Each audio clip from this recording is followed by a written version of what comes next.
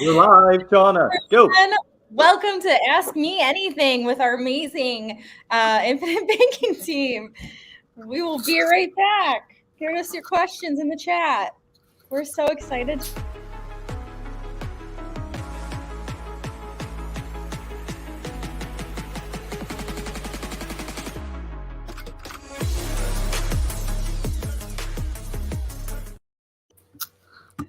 All right, you're still alive. Great job. Welcome, everybody, to another AMA where Shauna kicked us off.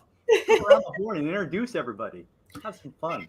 All right, I'll start. I'm drinking this new drink called Poppy Soda. It's a prebiotic soda. It's delicious. It tastes just like Coca-Cola, but apparently it's apple cider vinegar and stuff. And I love it. I'm Shauna. I'm up here in Western New York. I've got a blanket on my lap because it's nice and chilly. Helped Stephen this morning with What the F and just through the chat on the Wealth Wednesday webinar. And happy to be here today. Yeah, I'll kick it back over to Stephen. Cool. What's up, guys? Stephen Nagy. I'm drinking my BYOB Kool-Aid because why would you drink anything else but the Kool-Aid? And beautiful day in South Florida today. Wealth webinar was a lot of fun. What the F was a lot of fun. Some cool phone calls, conversations going on, and ready to answer all your questions. So thanks for being here. Throw those questions in the chat box, and let's get this rolling here shortly. Over to you, Gabby. Mine's easy. I just got to go down when I'm done. So I'm Gabby. I'm also with Shauna up in Western New York.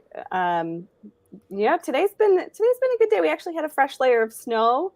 I don't know if any of you have one of those pesky little elves in your house, but I swear to God, I get no sleep in December because I'm worrying about the elf.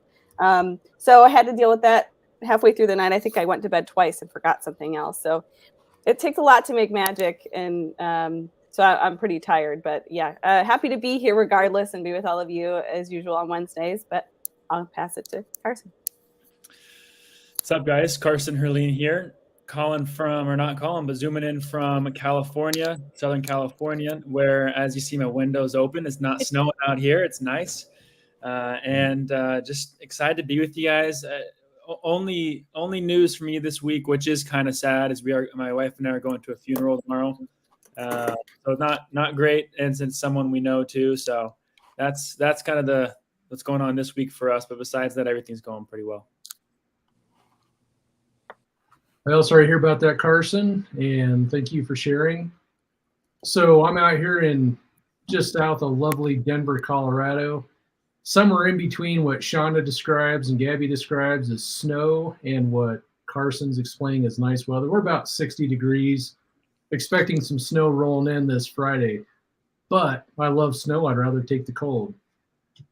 So you're probably wondering, what am I drinking today? It's a new sports drink. I don't know if you guys have ever heard of it, but it's 2 parts hydrogen, 1 part oxygen.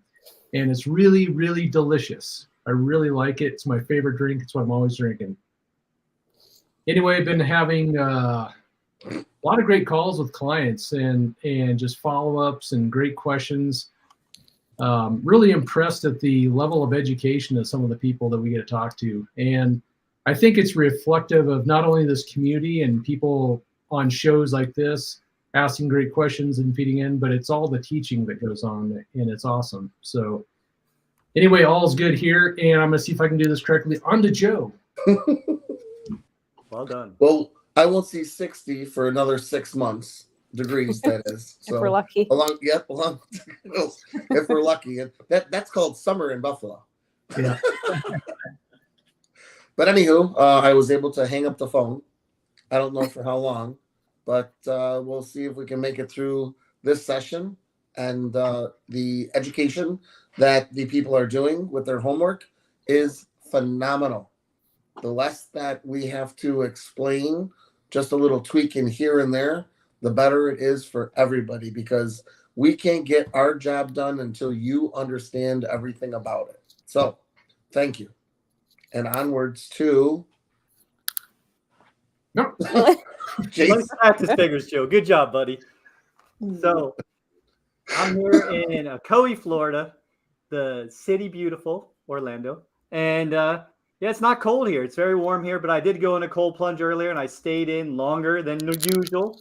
I was in there for over 3 minutes, and my one little toe didn't come back to life for a couple minutes afterwards. That was sort of weird. So that's my fun fact for today. So go be cold when you can. You don't have to go live in the cold. And yeah, I would agree. How can you not have magic? We got an elf that fell down apparently near the door. We can't touch him. He's kind of laying face down. I'm not sure what happened to him last night. He might have fell off the tree when he's putting up the lights. This thing's gonna be all right. And then there's magic in there. There's lots of gratitude in there. There's a lot of cool things going on in this world, and I'm excited to be here. So let's keep learning. What's the temperature of that cold plunge? 39.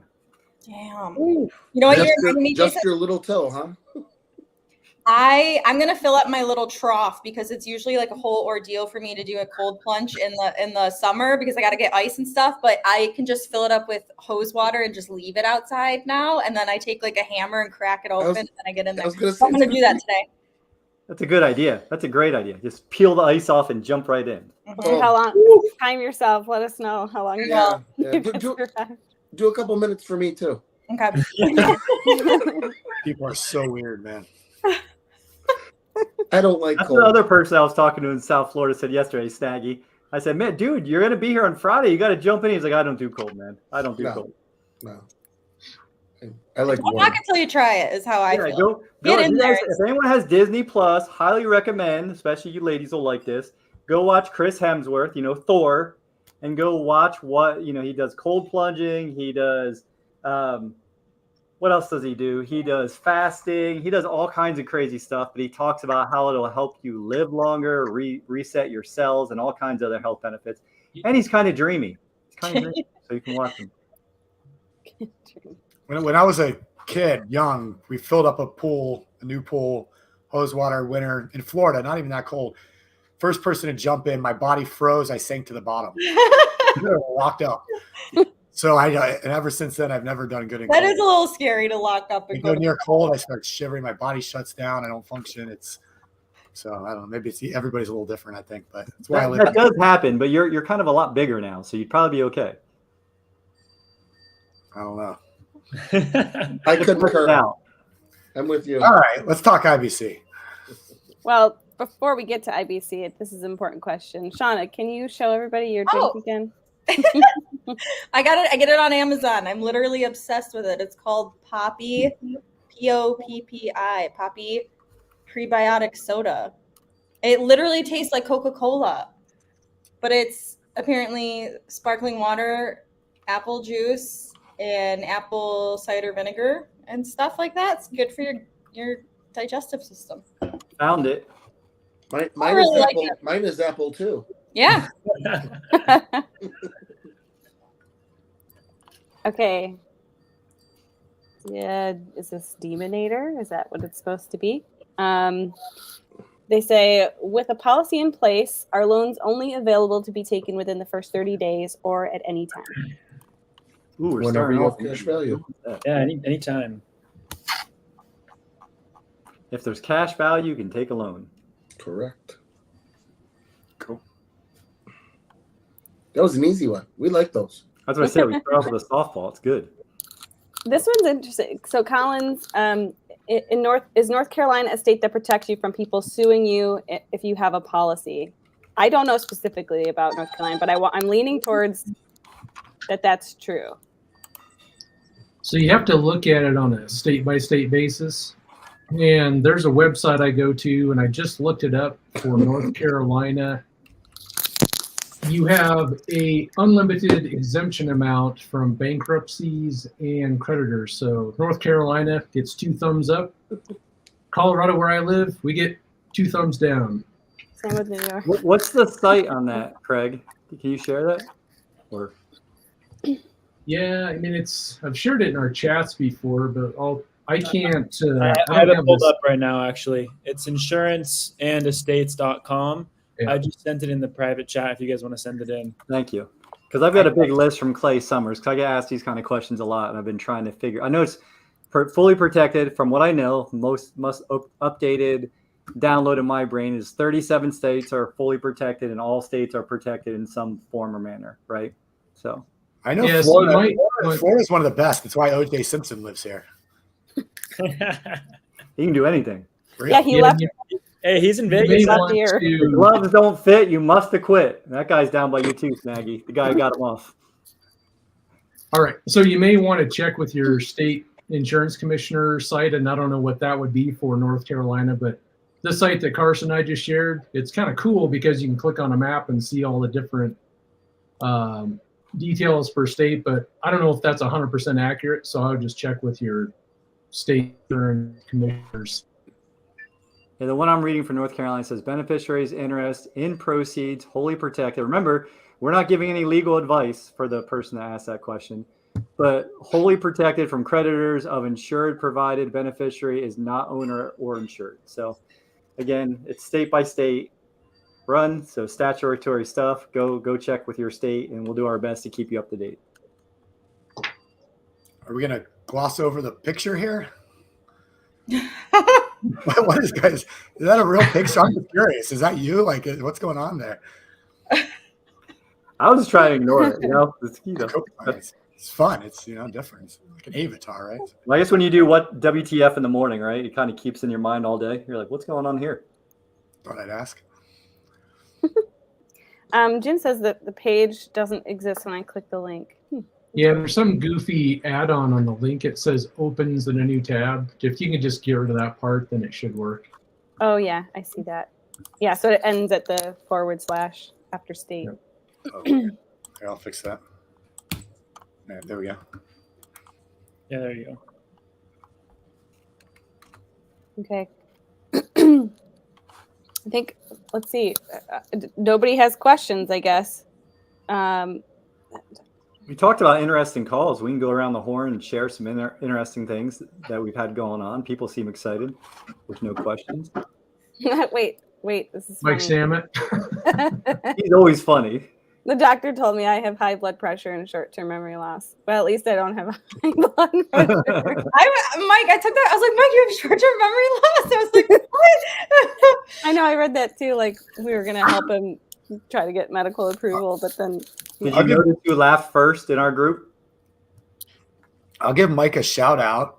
He got his life insurance license within like a week. So congratulations, Mike. Like literally start to like state exam done, like to sending me the license. So rock on. That's awesome. Yeah. That's awesome. Congratulations. So Mike and I like to trade some dad jokes. So I'm just going to give him one since he just gave us one. I feel like I need to offer up one, but I've never really shared this with a group before, but growing up, our family was so poor that a lot of times we didn't even have anything to eat. So my mom would sit us all down at the table and read recipes to us. And you know what the worst part is? I had a brother that didn't hear very well, and he almost starved. Oh my God. Someone get the hook. Where's the Muppets hook? Thank God you're good at spreadsheets, dude. Yeah, I mean, spreadsheets or comedy. Pick one. The timing on that was very well done. Especially your deaf brother that almost starved because he couldn't hear the recipe. That's an interesting question. Is this plan only for wealthy people? Oh, here you go. Before we go. You know what? I'm gonna go ahead jokes. and answer that question. Did you put up there the wealthy one? Yep, here you go. Yes, I'm gonna say yes because you have to be able to pay yourself first and live in abundance and really take care of yourself first. If you can't do that, if you can't break Parkinson's law, this will not work for you. Meaning, as you earn more money and you spend more money, your income rises and your needs rise with it, you'll never be able to do this. So, But I'll just bring up, Josh, I started like a plan for myself and my daughter, like a combination between the two of us was like only like $8,000 a year that I was putting away. And when I say only $8,000 a year, that first year for me, that was a lot. Like I was never really one to put myself first, but luckily like from like learning all this stuff and being surrounded by people who are, it's now those are like it's like an accountability partner is that premium deposit that I have to do every year. And now I want to do a lot more. So Start wherever you're at. And if that's $5,000 a year, start there. And Josh, I guess I would add this to the conversation as well. It's going to depend on what your situation is, what you're trying to accomplish. So for example, let's say that you had some debt in your life, you had credit cards that you're paying off, and maybe you're throwing extra money at those credit cards. That might be something that you want to have a conversation with any one of us just to kind of look at that and determine would it make sense to run some of that through a policy, pay your debts off, and then recapture back in your policy.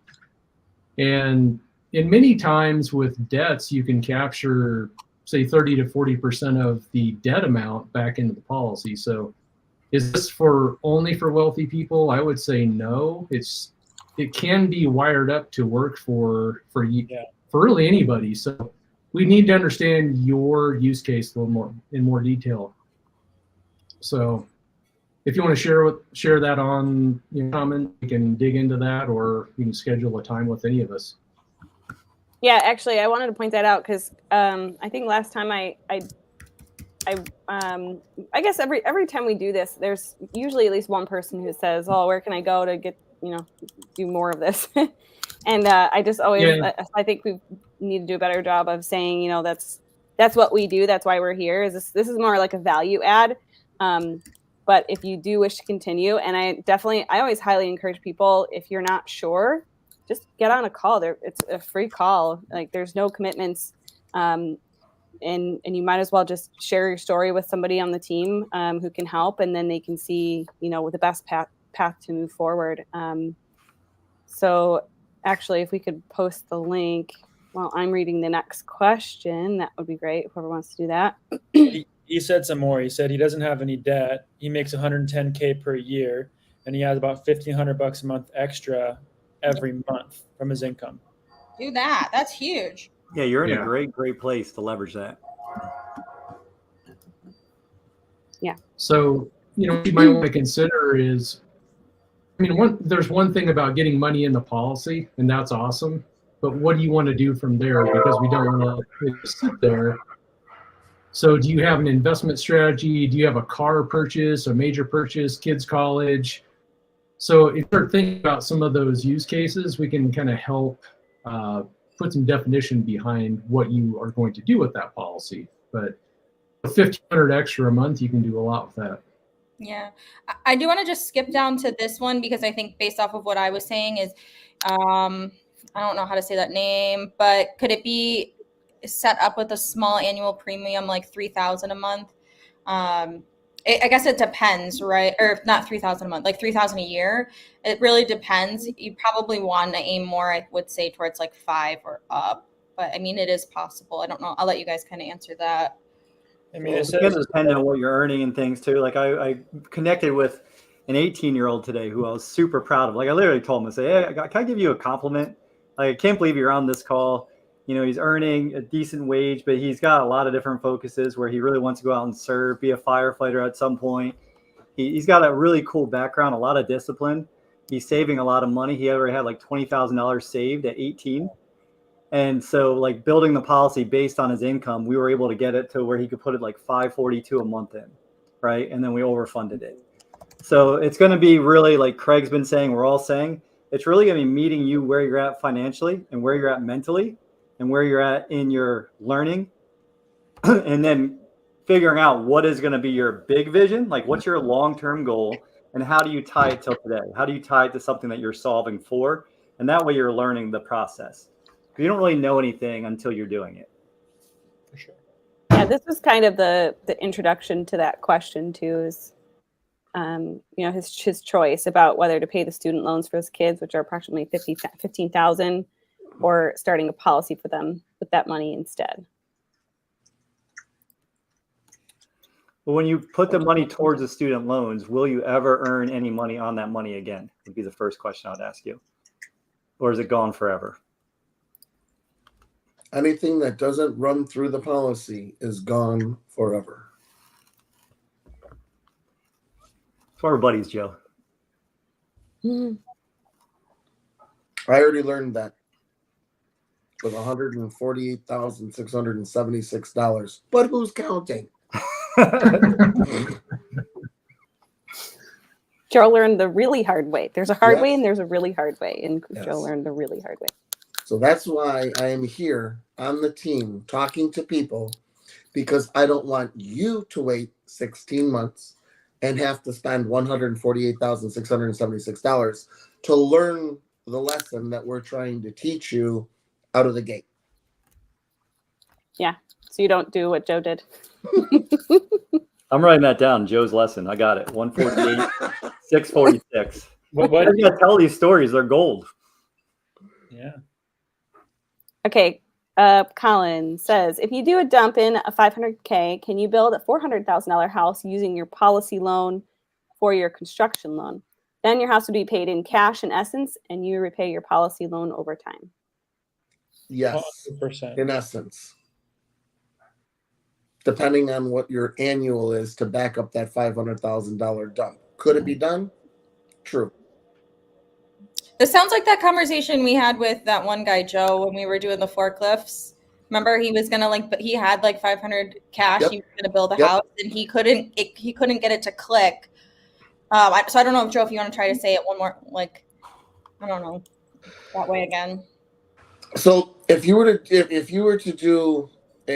the 500,000, go to the bank or go to the whatever you want to do for the construction loan and put it down as the down payment to get your house built, or if the house costs 500,000, you would then take that money and put it into the house, and now you have a house just sitting there. If you were to take the money, run it through the policy, now that money is going to earn dividends and interest until the day that you stop breathing. So therefore, that 400 would be earning, say, dividends and interest of approximately 6% per year for the rest of your life. And then you're utilizing that money to put in a house that once it's built, yes, now it's paid for. Now, yes, you can get a HELOC. Now, yes, you can double dip and use the money that was in the policy, earning money, putting the money to work within the HELOC and putting that into another investment, making more money, and then putting it back and repaying yourself into the policy, therefore paying yourself twice on your own money. The one thing to Like that, consider on Yeah. the one thing to consider on these larger policies like that is if you want to do a $500,000 dump, you then need to follow that up with an ongoing premium of, let's say, $100,000 every year. So as you're thinking about that strategy, just remember that those big dumps also need to be matched with an ongoing premium. So if someone told you, Craig, hey, I want to do the 500 dump in, but I don't want to fund it again, what would you say to that? Well, you can have a single pay and have a taxable entity there, or a taxable resource there. I mean, it's one of those things where we could take that dump in and spread it out across multiple years, but ultimately we just need to figure out what the initial goal is and how much money you have to work with. So we might have to bring that dump in down if you don't have the premium to support it. So they're saying a premium of 10 times my age. If they're 10,000 years old, yes, that'll work. Right. You'd have to be, probably right off of the boat with Noah and, that batch when they were living to be 900 years old. So yeah, in proportion, it's a 1 to 10 ratio, like maximum, but it depends on all the numbers. So 1 to 10 ratio, he means if your dumping's 500K, your premium each year has to be 50K or more. Assuming you can get approved to do that and assuming the numbers work out. Thank you. I just have to bring this up really quick, Dexter. So Dexter is out in San Diego, and that's why Chris is in here. He's actually at an event out in San Diego. So Dexter is just the principal's in the car. Make sure you guys are on your best behavior. Is the principal Chris? Yeah, he picked him up. Huh? I think the principal's money school. The principal's never on his best behavior, and I think that's why people like him. He's both a swear jar. You mean? Yeah. Really curse. Yeah. Oh, and here you go, Lucy. message of the day. Don't be like Joe. Well, you don't want to be like the old Joe. You want to be like the new Joe. Mhm. Like what your father used to do as I say, not as I did. Learn from my mistakes. Hey, one thing though with the mistakes though, right? Like everything you're gonna be wherever you are and you're learning a lesson, you'll stay there until the lesson's learned. Right? Like I literally been doing this one exercise that my coach has me doing for 6 months. And I went and trained with him yesterday in person. He's like, "What the F are you doing?"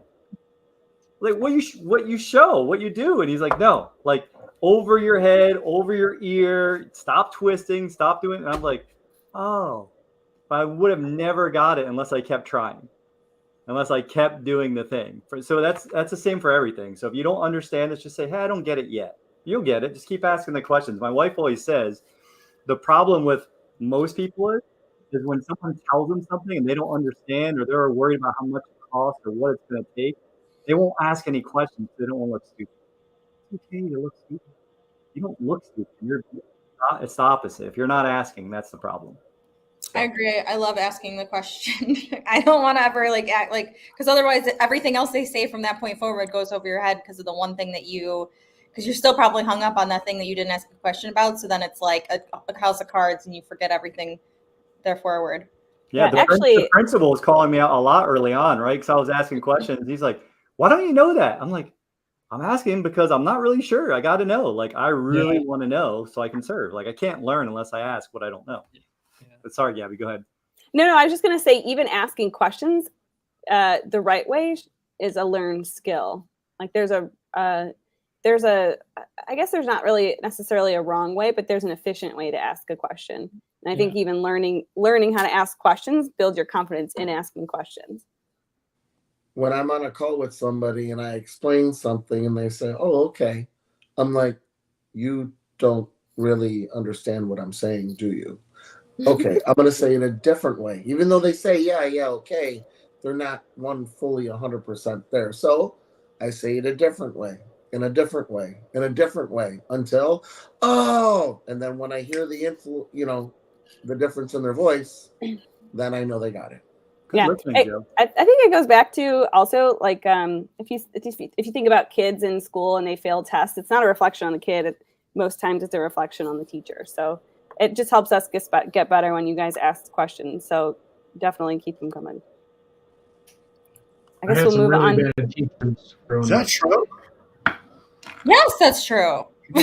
People blaming teachers these days? I don't know. I just blame Steven. Yeah. I wouldn't say for every kid. There's definitely exceptions, but yeah, you can tell the better teachers in the school had kids with the highest grades. So, but okay. So Craig's email.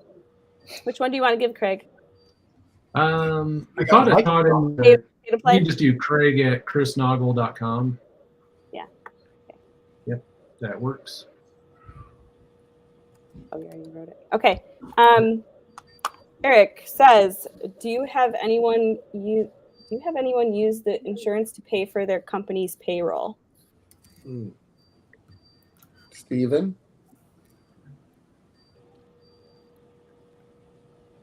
Kind of a Coley kind of question.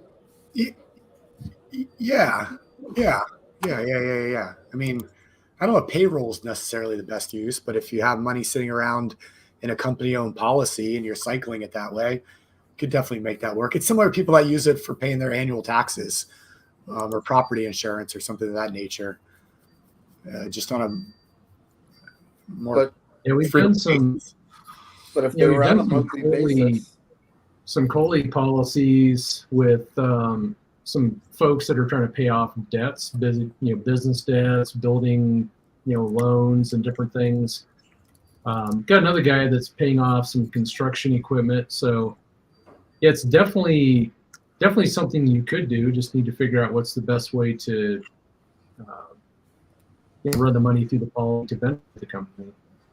Craig, that would be an awesome way to be on a monthly basis and have the income come into the LLC or whatever it is, and then have it pay it out and disperse it and run it through. That would be pretty awesome to see on a spreadsheet. Yeah, I think I know a guy. You still need to get you a shirt. Custom shirt. What It spreadsheets should are my look like superpower? it should look like a spreadsheet with all the lines. in the Joe, are you front. on your phone? Are you on your phone or computer right now? Me? Yeah. I'm on my iPad. Oh, okay. Neither. I just sent you a text, so that's the only reason. Oh. It was hilarious, is that what you said? Sorry, go ahead. Okay. David says, when you have a policy in play, can you eventually live off the income generated from investments, or is everyone just getting more policies? Both? Well, I'll say, so David's kind of a funny timing because we just sat down. We had our, Gene and I sat down for like 3 hours on Saturday, kind of doing our planning because we've been doing private lending, buying notes and forklifts and trucks. And so we just needed to get organized on what we're doing. And as part of that, we've got multiple policies and we started running some what ifs. And one of the things that we can do with the cash value in the policies, let's say age 65 or 70, you can just start taking money from the policy and living off of it from a retirement income. And so we wanted to see what would we get out of our policies if we just turned on the cash, didn't pay it back. And I'm like, wow, we should have a great retirement. But the other thing you can do is you can take some of that money and put it into an investment and it's going to generate more. But the thing is with the policy, the way I look at it is, it's going to be consistent and predictable because if there's that much cash value, we're just going to drain it out at a certain rate. Now, when we graduate, of course, that loan that got created in the policy is going to be taken from the death benefit, but it's a great income generator for retirement. So you could either drain it out of the policy or put that money to work in an investment and live off of that as well. Can I jump I don't know if on? anybody else has, but I want to jump on a little bit of what you just said. So we teach people to take the policy loans out and put it into the investments. So that's going to generate monthly income. Mm-hmm. Now, let's say we have a policy for 30, 40 years, Craig, okay? And we have $2 million in cash value and $5 million in death benefit. So that $2 million is being lent out for an investment, call it 12%. So that's $2,000 or what, 2 million would be $20,000 a month or whatever. So now you're utilizing that money on a monthly basis. So that 2 million is out making money. Something happens, you graduate. Now, there's the $5 million death benefit. The insurance company minuses that 2 million because it's on a loan, minuses it from the 5 million. So therefore your beneficiaries are going to get $3 million right out of the gate. But what happens on a monthly basis?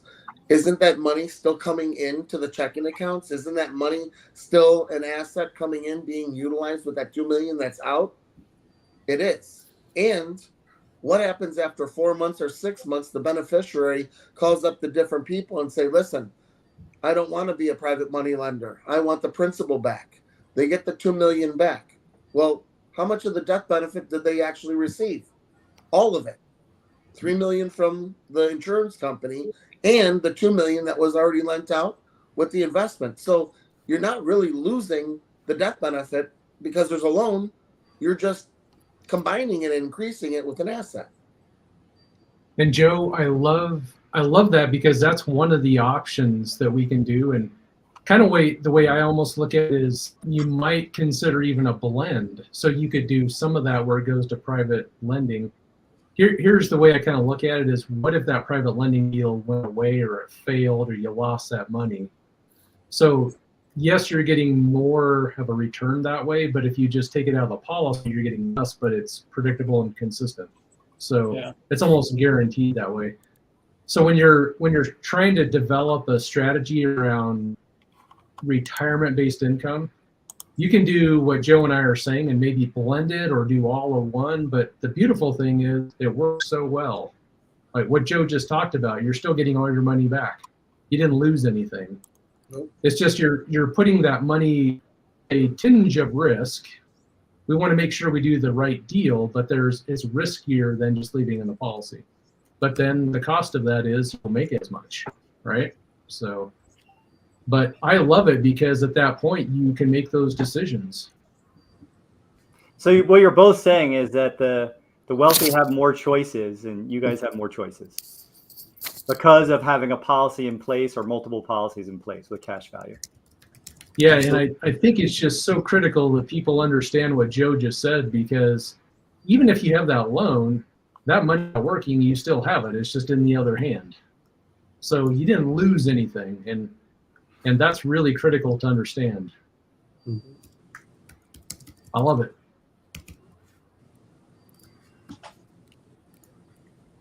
Okay, Collins, when sending money out of your policy, is there any blacklisted destinations? I'm asking as if I can send it to a crypto exchange if the USA bans crypto exchanges. Nope. You do whatever you want. So when you request a loan from the policy, that's why we teach to set up a segregated bank account. So just a separate checking account that you can just flow money through. So the way it works is the money's in the policy, request a loan, they do an ACH transfer to your checking account. Once it's in that checking account, you can do whatever you want with it. That's technically legal. So, and then from there, as the money comes back into that checking account, then you use that to pay the money back into the policy. So, and requesting loans from the policy, there's no, you don't tell them why you want it or how long you want it or anything like that. There's no questions asked. It's your money. It's your policy. I shouldn't say it's your when you need it. company's policy, but it's your right contractually to be able to do that. So it's all good. And to your question, to your point too, like you cannot, there is, I guess, blacklisted destinations. You have to withdraw the cash value to a checking account, to a bank. You can't send it from the insurance company to a crypto company or wherever the exchange is. You cannot do that. Has to go through a bank. Right on.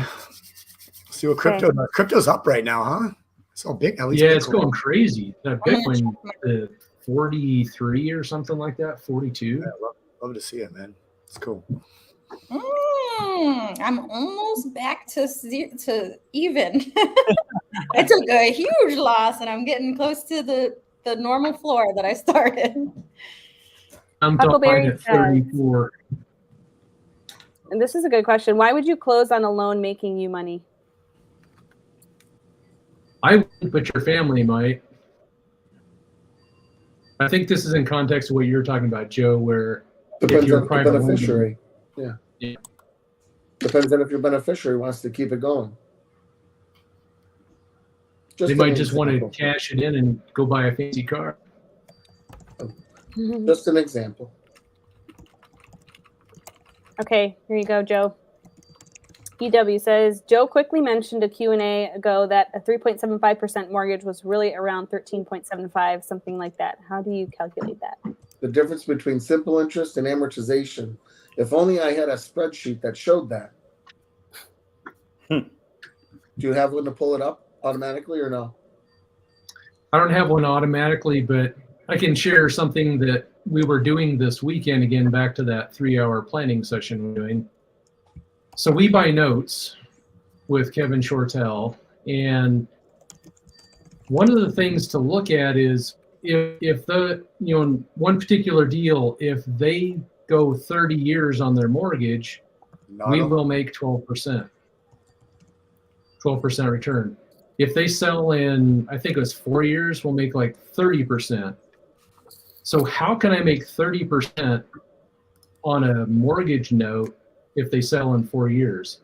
It's because of the volume of interest in an amortized mortgage. If you look at a mortgage statement, if you're making $1,000 payment, more than likely $700 of that is interest in the early years. So that's the big difference here between those two calculations, is because in a simple loan, 100% of your money is going to the principal to buy down the interest. In an amortized loan, you're putting a lot of your money into the loan interest up in the front. So that's, I don't know if the numbers pencil out on what you said, Joe, but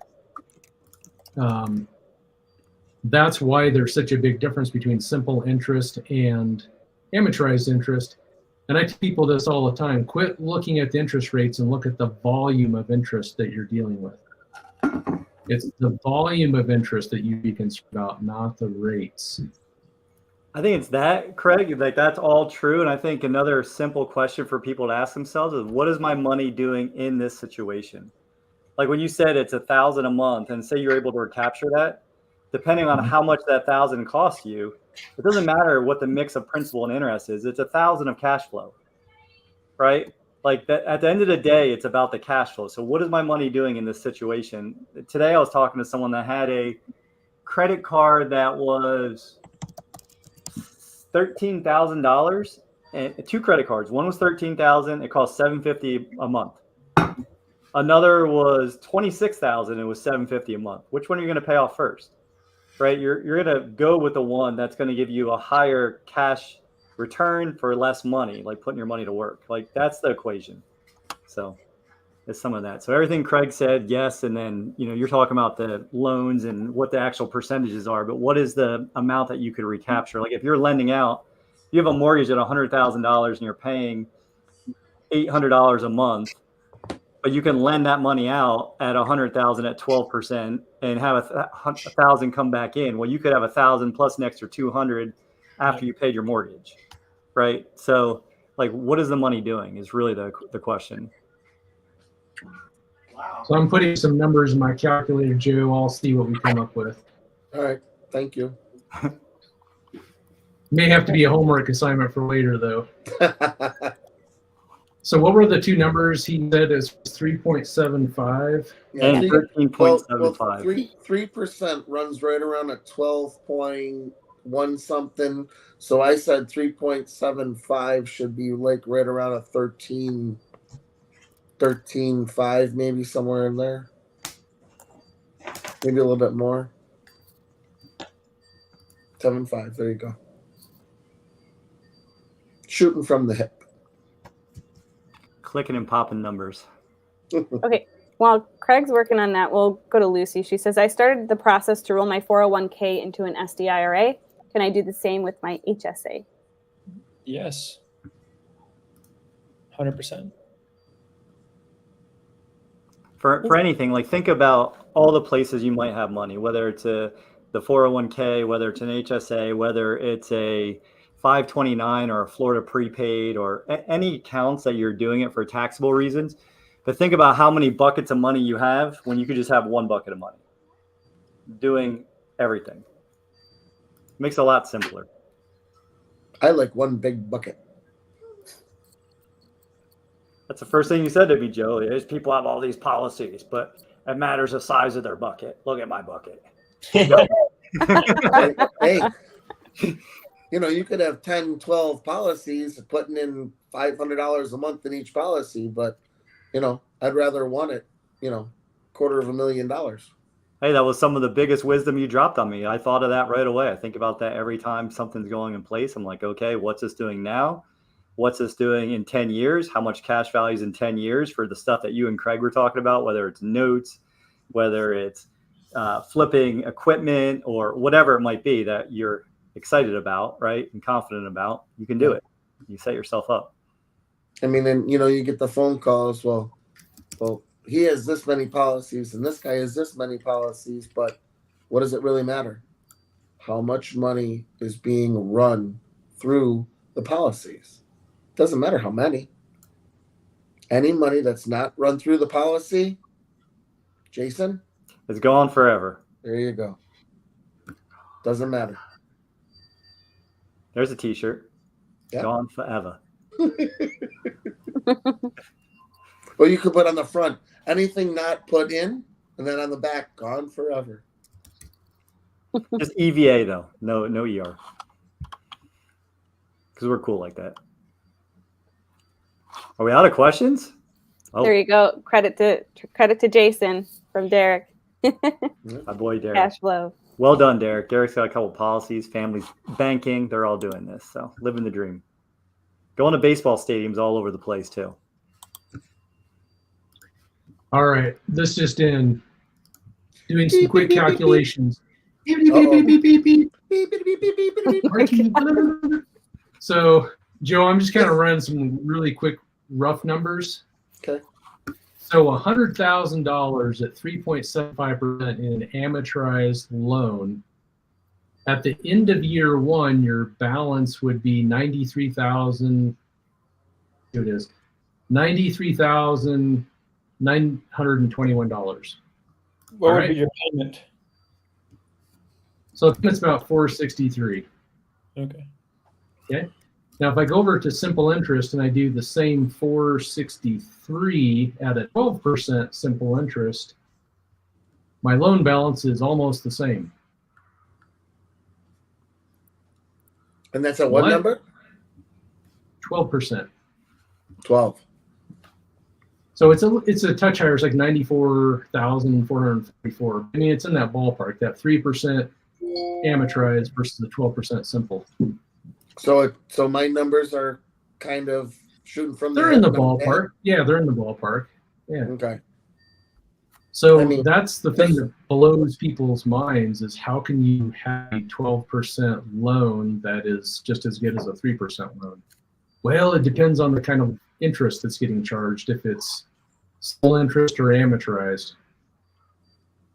And when you see those numbers, you too might want to buy mortgage notes as well, because what happens every 7 years? So Carson, you do a lot of real estate. Every 7 years, people do what? Move or refinance. Refinance. And what happens every time you move and refinance? You make the bank money. You reset that schedule. They love you. They love you. That's an automatic paycheck for the bank. Gabby, can you skip ahead to Colin's next question? Not that I want to ask the group the question. So with this, I don't know how to get the most money in IBC if I can't handle a higher premium. I struggle with this some, so I just want to ask other mentors. Like I have someone who's doing, a premium about $6,000 a year, and they keep raising their dump in to more and more and more to solve the debt problem. But I know it's solving the really short-term problem for a couple of things, but I get stuck mentally, for me at least. I get stuck thinking, but man, like over 10 years, that's $60,000 you're putting in, and your dump in's 4 or 5 or 10 times higher than the amount. Why not raise your premium up, lower your dump in, trade a little bit at the beginning for the longer term of it? Like it kind of perplexes me, the thought process is there. So I'm wondering what you guys think about that. So, okay. So in regard how I do it. So when I would talk to you on a strategy call, I would say, how old are you? And then I would do 10 times your age. That's your minimum. And then I'm going to ask you, how much do you make a year? What is your annual gross income? So let's just say you say 100,000. So say you're 30 years old, and so 300 is the minimum per month, and you make $100,000 a year. So that's $25,000 a year or $2,000 a month. So now there's our numbers, 300 to 2,000 a month. Now we have to find a sweet spot in beside that in order to accomplish why we are getting this policy in the beginning. That is how I start the conversation with the numbers. So, I mean, you can expand on that, but that's my beginning place. I think the term high premium is all relative also. So everybody's at a different place in their life when they're starting. It's important that's just an individual conversation with your agent for sure. Like Joe said, that's, basically that's general information, good to know. And then we just go a step deeper and say, okay, well, where are you at? What does high premium mean for you? Mm-hmm. And we talked about them wanting to do a $500K dump in. And if that was the case, the minimum premium they'd have to do is $50,000 a year. Mm-hmm. Right? But that doesn't mean you have to do $50,000. There's a portion below that you actually would have to do or required to, but also you could be running your expenses through that worst case scenario. You could put 50 in, take out 35 and go pay for your, I don't know, any expense you have throughout the year. So you're using your premium throughout the year. You can call it that. So the high premium, I mean, it's not just going there and it's a payment you have and it's gone. You have access to that. You can use it. So you also can look at it that way too. And depending on what you're using that 500 for, I mean, you could take that and invest it, and then that generates the premium for the next year and following years just through passive lending. I mean, so there's a lot of different scenarios and strategies. Just depends on your situation. So I just recommend, hopping on a call with myself or Joe, and we can kind of go from there with it. And I want to interject. It's not a premium. A premium is a bill. This is a deposit. You get to utilize half, at least more than half of what you're depositing. And then by the time it's like year 4, usually it's more. Now you have a money tree.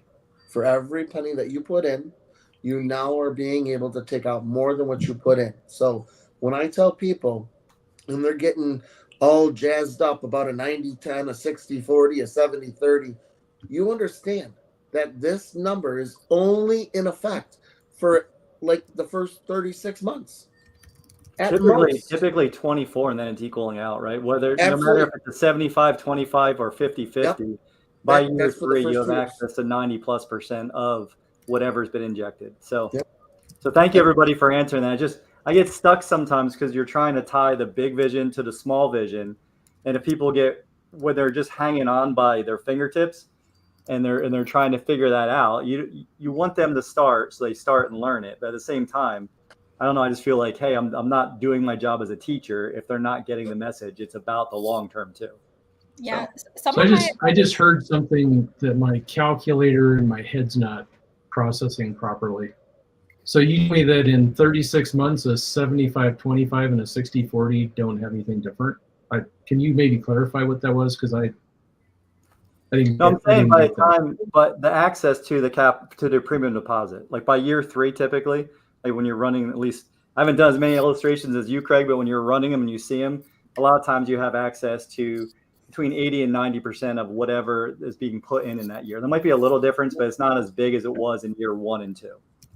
So on a 12, the first 24 months is the big difference. Yeah. Let me see what you're saying. So on average, a 12,000 annual deposit, you're going to leave in approximately 3,500 in year 1. In year 2, that 12,000, you're only going to leave in 3,000. In year 3, you're putting in 12,000 and only leaving in 1,000, being able to take out the 3. And in year 4, depositing the 12 and being able to take out about 12,500. How close am I, Craig? Pretty close. So you're talking about the cash on cash. Yes, that's what you put $1 in when you get the $1 out. Yeah, okay. True. Yeah, I heard it wrong, and I apologize because I was reading some other stuff, and then I kind of tuned in. But I just want to make sure that that's what. Yeah, so the cash on cash was dollar for dollar. Yep. Yeah, dollar for dollar. Yep. So the difference between a 75-25 and a 50-50 on a $12,000 policy is only going to end up to be about 2,000, right? Is that what I'm looking at? 35. Yeah, about 2,000. 2,500. Yeah, the cumulative is what I was thinking. That's what's going to be different. I mean, totally. You may not see a 60-40 catch a 70-30 until you're 15 or 17. But I was going to say about 15. Yep, correct. I concur. Okay, let's do a couple of rapid fires. So we get the rest of these in. Huckleberry Taz says they have 20,000, 2 minor children, 2 policies at 10,000 each. What would the monthly be on those 2 policies? 10,000 is $833 a month.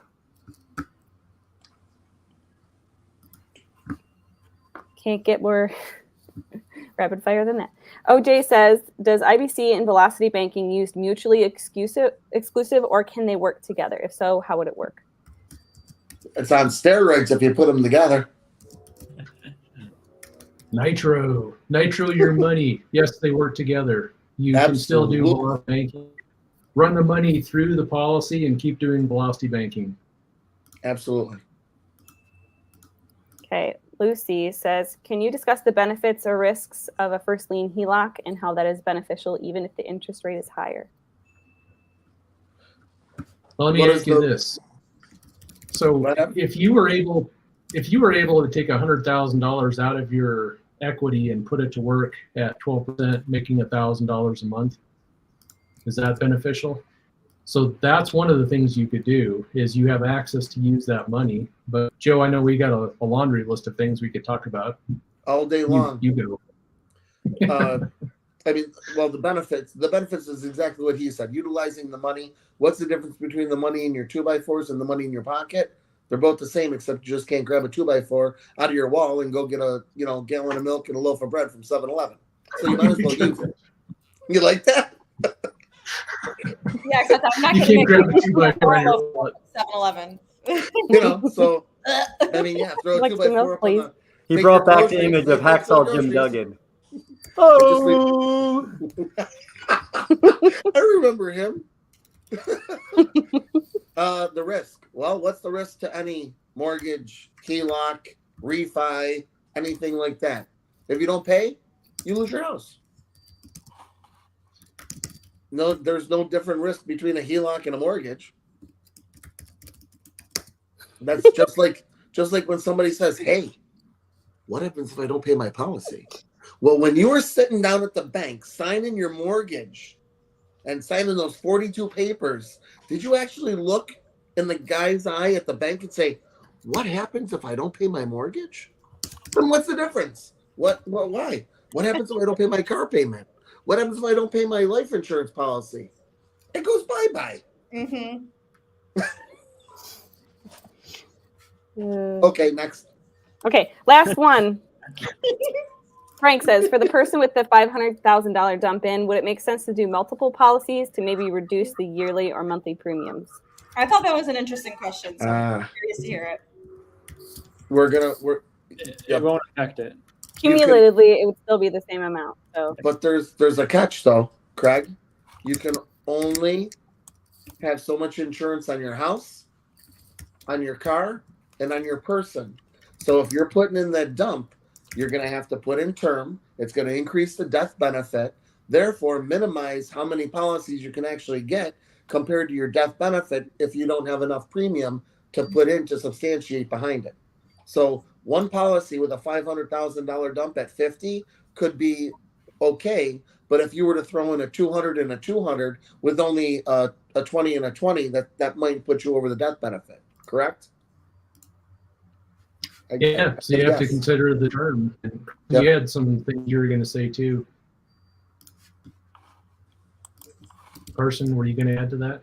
Oh, I was just going to say, like what Abby said, cumulatively, it's the same. If you add, you have to do 10 times. So if your premium's $50K a year and a 500 dump, if you did 5 policies, 100K dump, 10K a year for each one, it's the exact same cumulative amount. So does it make sense to add multiple policies to reduce the premium? You're not reducing the premium. It's the same. And then to their point with the death benefits, that might be affected by who the policies are on, how much is on each person, how insurable you are. Those definitely play a factor in it. But if your question is just, does it make sense? I mean, maybe if you want the death benefits on others, if you're uninsurable, but not much of a difference premium-wise. Death benefit, huge. Only because I was going to start it in the beginning. Yeah. And I kind of know the numbers of what I was going to do to what I actually did do. So yeah, but I guess Carson's right though. Like to the actual question, no, it doesn't reduce the monthly or the yearly. True. Cool. We did it, guys. This is the first time in a while we've answered everything on almost on time. Yeah, I like Huckleberry's perspective of depends on the shape of the 2x4. I mean, if we run that down into just sawdust, we can carry it in our wallet. I don't know. Well, or I think yeah, I mean, if you 11 and get the milk. Okay, pound of feathers, pound of apples, or whatever, right? So, which one weighs more? Great job, all. Fun one as always. Had fun. Thanks Shauna, for the you got to great wrap questions. this up. You got to come off of mute. Come on, you kicked it off. You got to wrap it up. I think I was talking. I was on mute. Guys, this is great.